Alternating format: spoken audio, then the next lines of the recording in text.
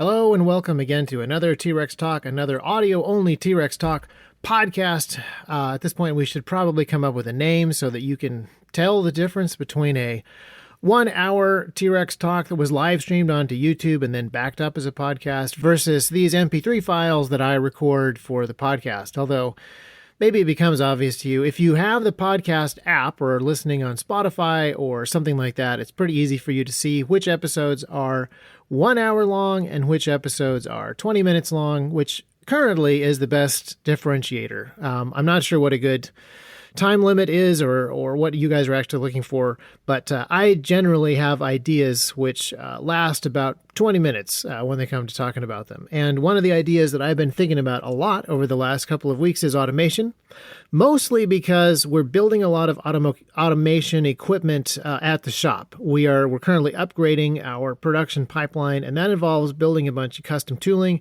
and a bunch of stuff is getting automated. Now, it's not getting completely automated. We're not going to be able to make holsters without the aid of humans. We don't actually have anything that runs lights out in the shop at this point, but a bunch of steps do get more automated. So the holster bending process is one that's getting fairly automated. A human is still going to have to pick up the holster, put it into the heater, wrap it around the form, but then instead of using his puny human fingers to open up a clamp, he's going to be able to have a pneumatic clamp that he operates with a foot pedal. So a big chunk of the process is more automated than it was in the past, even though there's still a human doing most of the work. His time isn't going to be drastically freed up because he's going to have to work a normal workday, but he's probably going to be able to bend twice as many holsters per hour, and it's going to require a little bit less finger strength to do the job of bending the holsters. And that's just one station. Every station is getting some level of upgrade. Every station should be more efficient. Every station should be easier. I think every station is going to be safer, although it's hard to say. The guys at Bending find new and interesting ways of making tools less safe. So we'll have to see. But when this discussion about automation generally arises, people are talking more about stuff that is completely automated. So there's a job which used to be done by a person, and now it's done by a robot. So this is the anti-automation discussion that always comes up. One person's job gets completely taken away. One person now has no job. Even though throughout history, that's not exactly how automation has been implemented. It's usually been a completely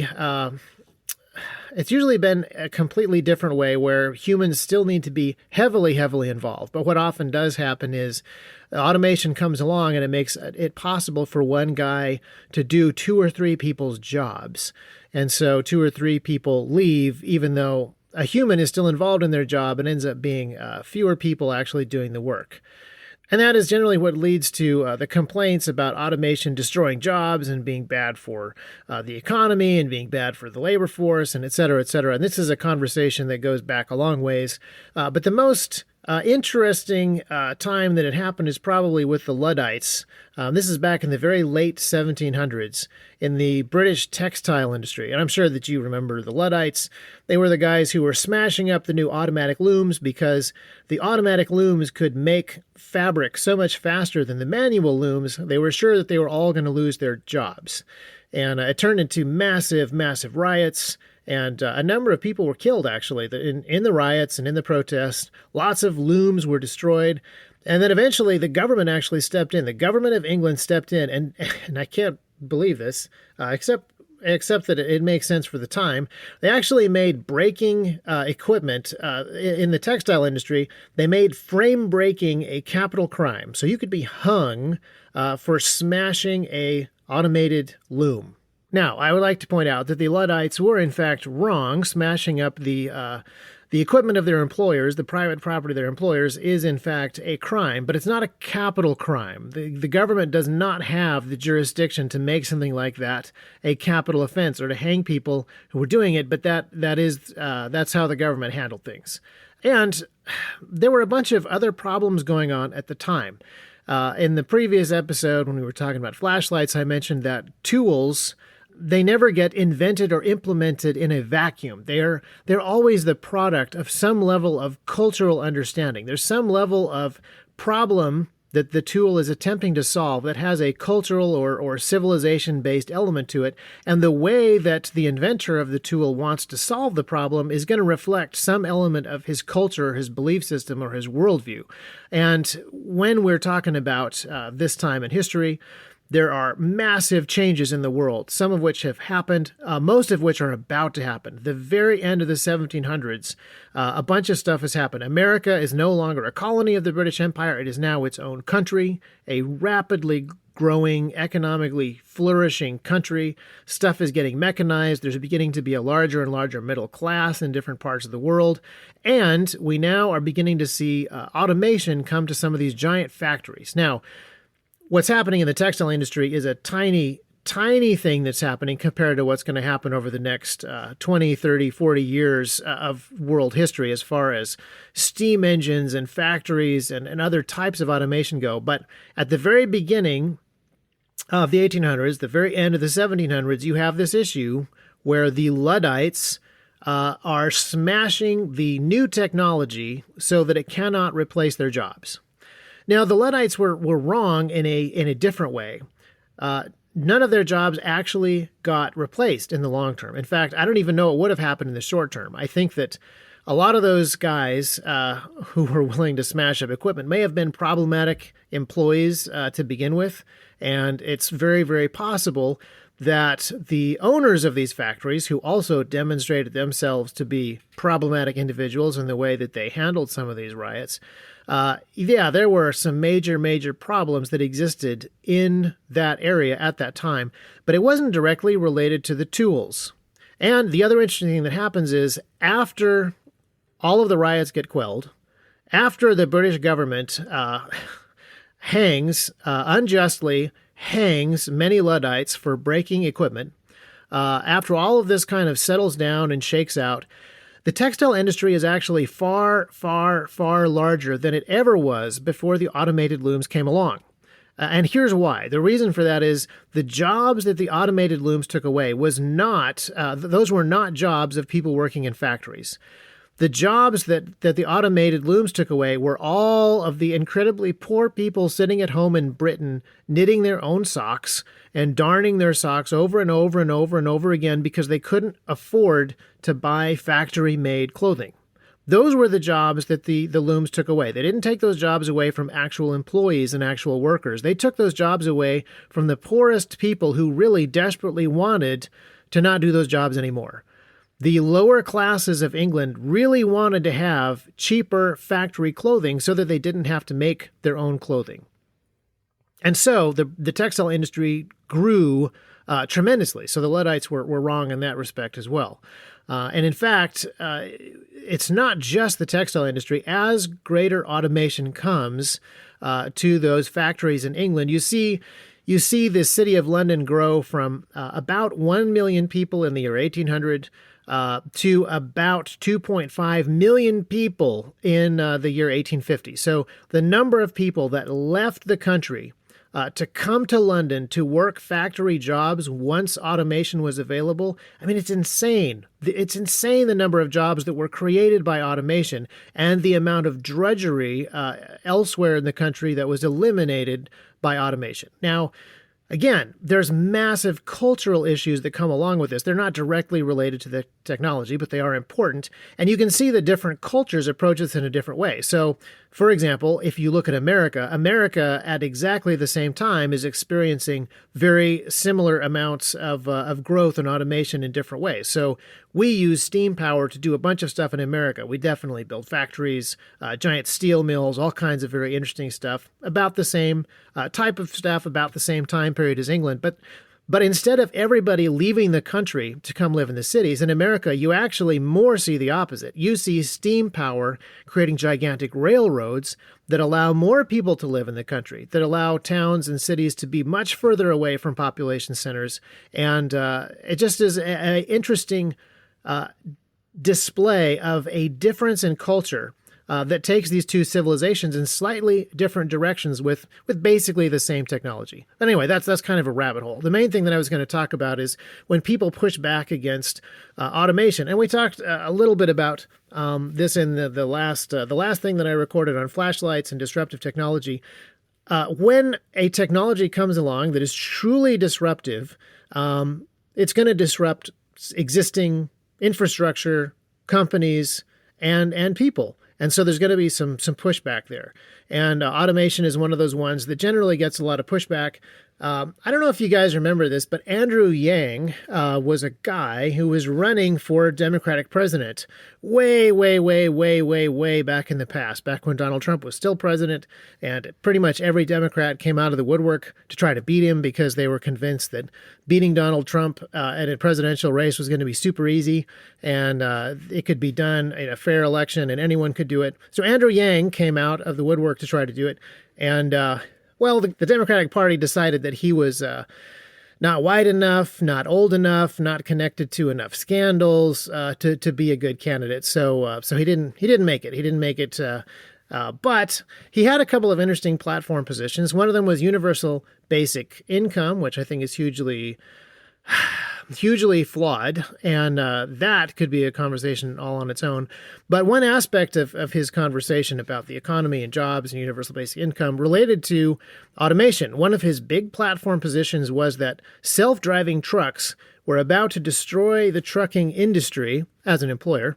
Thousands upon thousands of truck drivers would have no jobs as soon as these self-driving trucks appeared on the horizon, and he was going to appoint, I forget if it was an automation czar or if it was just specifically a trucking czar, but he was wanting the government to heavily control this situation of rapidly advancing technology that would disrupt too many industries and result in people losing their jobs. Now, truck drivers were by and large actually more offended by Andrew Yang than they were pleased to see somebody taking up their case for a number of reasons. Number one, truck drivers tend to be pretty conservative, and they generally liked Donald Trump very much, and they didn't like Andrew Yang all that much, just based on the color of their political party. But also, Andrew Yang was making the case that as soon as a truck can drive itself on the highway without hitting anything, it will immediately take a truck driver's job because that is all that truck drivers do. And that was deeply offensive to some truck drivers. And also, the assumption that there is nothing else that a truck driver can do than drive a truck. It was also kind of a weird political situation because, again, most truck drivers lean red.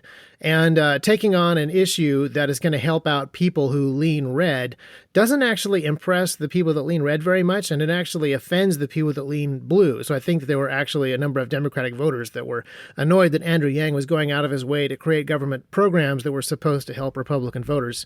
And probably didn't help his cause.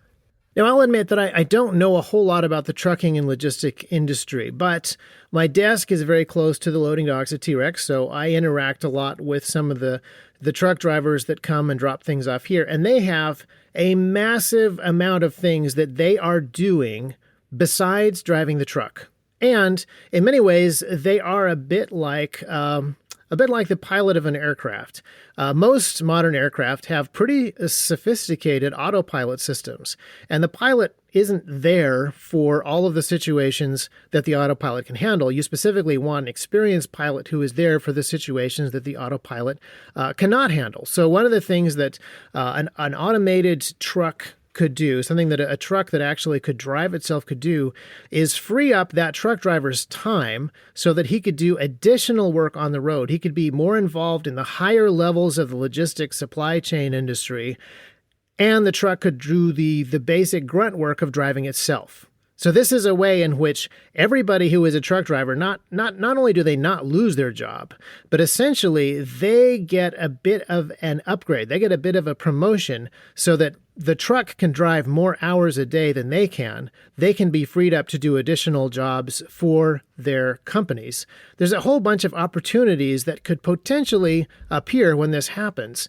when trucks actually get that sophisticated. And again, I think that Andrew Yang was probably far more optimistic about how quickly we get self-driving trucks, and far more optimistic about how the government could handle this situation. The government tends to completely botch things that the free market is handling really, really well. So when we want to look at examples of disruptive technology rapidly changing the landscape and rapidly improving people's lives, you pretty much have to look at small industries that the government doesn't feel like it has to meddle in, because then you actually see how quickly stuff happens. You actually see the benefits quickly. Oftentimes, if the government wants to get involved in something, they end up protecting the old obsolete way and putting as many hurdles and roadblocks as possible into the superior technology, so that all of those voters, all of those employees that do things the old way, don't have their feathers ruffled. All of those union guys are able to finish out their careers and get into retirement without having to learn anything new or deal with any significant challenges that they're having to deal with. Now, it's not always clear which side the government is going to be on. Like in the 1700s, the British government was clearly on the side of the guys that owned the big textile mills, and clearly not on the side of the people who had the jobs actually making the textiles. So much so that they would make breaking private property a capital offense and hang people who were doing it. Now, in America, it's a little bit different, because in America, all of those low-level people have a vote. So at the end of the day, the government tends to be on the side of both big business, because big business can employ big lobbyists, and big lobbyists can write big checks. But the government is also on the side of the workers, generally on the side of the unions, because the unions represent big voter turnout in certain districts. So the government ends up basically being on everybody's side except for the consumer. And again, there's always a cultural component. There is always a civilization-based component to how this happens. Rarely do you see technologies exist in a vacuum. And even though I believe that most technologies are neutral, that means that most technologies are a double-edged sword. They can be used for good or for evil. There are definitely people that would like to increase profit at the expense of other people's well-being. And there's definitely people that want to use technology to increase power at the expense of accountability. That's usually governments. That's usually governments that do that. But when you look at a new technology coming along, and you look at it in a situation where there wasn't a whole lot of artificial restrictions placed upon it, or a whole lot of artificial subsidies that boosted it, when you look at that, you generally see that new technologies that automate and make work easier for people end up benefiting people in the long run, and usually in the short term as well. So I have a couple of examples. For those of you that don't know, I used to be an animator back in the days before I was a product designer here at T-Rex, and I'm kind of a student of the early days of Disney animation. And in early Disney animation, animation was just so hard, so incredibly time-consuming. You had the artists who are drawing the individual frames of animation, doing really brilliant art, something that is both technical and something that is very artistic. But then that artwork has to be traced onto a transparent cell, and then that transparent cell has to be painted, and then those cells have to be put in front of a background and photographed one at a time by a camera. And it just is a very laborious, time-consuming process that is just so much menial labor that it's hard. It's technically difficult, but it doesn't have a whole lot of artistic expression to it when all you're doing is tracing somebody else's drawings very carefully and very painstakingly. And then in the 60s, the Disney engineers were able to adapt a Xerox copy machine. Those were pretty new at the time, an electrostatic Xerox copy machine, so that they were able to take the drawings of the animators and copy those directly onto the transparent cell. No manual tracing required. If the government had been heavily involved in Walt Disney Studios, they probably would have said, no, that is not allowed. You absolutely must do everything as slow and as painstakingly as possible to provide as many jobs as possible. Now, there was a pretty significant union in the Walt Disney Studios at that time, but even that union understood, hey, this is a terrible job that nobody likes. It's going to free up all of those people who are doing the boring tracing. They still have to do the coloring. There's still lots of stuff that they can do. And all of those folks were happy to have that job taken off of their plates. It took the really tedious stuff off of their plate so that they could focus on other things. And it drastically improved, well, not the quality of the movies, because this is the 60s after all, but it improved the technical quality of what they were doing. It improved the speed. It was a great quality of life improvement for people working at Disney. And it would be easy for people to look back and say, how terrible the working conditions were, and isn't it nice that terrible job got replaced by a Xerox machine that would instantly do the work that had taken thousands of girls millions of hours over the previous decades.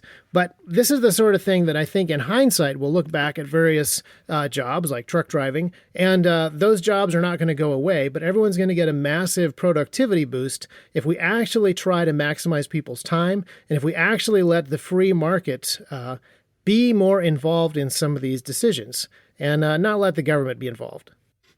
So at T-Rex, as we automate more stuff, our goal is not to get down to fewer employees, but to try to take a lot of those terrible jobs away from people and free them up so that they can do other stuff. A bunch of the Disney ink and paint gals who had just a really low-level job with no expression, they had so much experience inside of the company, so much experience with the art styles and with the technology that they actually got significant promotions. Like Mary Blair went on to do some pretty high-level art direction within the company. And I'm hoping that here in T-Rex, as we take some of the guys that have really put in a lot of hours and really understand the ins and outs of holster making, if we can free those guys up with some automation, I think that they're going to be a huge asset to the company in ways that I can't even imagine. The ideas that they will have, the time that they will have to come up with new products or come up with new ways of doing things or suggest the next level of automation or the next layer of tools that we need to make, that is really something that I'm looking forward to. Even though I think everybody's going to keep working the same number of hours, hopefully we will be making more products, but we'll also have more time for better ideas, better relationships, just everything better in the company. Now, that being said, I'm afraid that I have to announce that the worst job in the company, the most menial job in the company, buffing the holsters, haven't figured out a way to automate that at all. So we're probably going to keep buffing holsters. But if we can get everybody's job down to half of the time that they were doing before, that will free them up to buff holsters half of the time. And then we can kind of spread the misery around the shop a little bit. And maybe that'll be good for morale somehow. Anyhow, that's another T-Rex talk, which is rapidly devolving into Isaac just talking about whatever he's working on and random thoughts that pop into his head while he records, as he tries to talk for a full 20-something minutes into a microphone. So no, I think we're a real podcast now. We've now matured into a proper, actual, real podcast. Thank you so much for listening, you guys. We're going to be continuing to do a 1-hour live stream as often as YouTube will let us. And then I'm going to keep trying to do a slightly shorter audio-only podcast as often as I have the time. And I would, again, really appreciate any feedback that you guys have on topics that you would like us to cover, things that you would like us to be doing with the podcast to make it more interesting or hopefully more useful to you.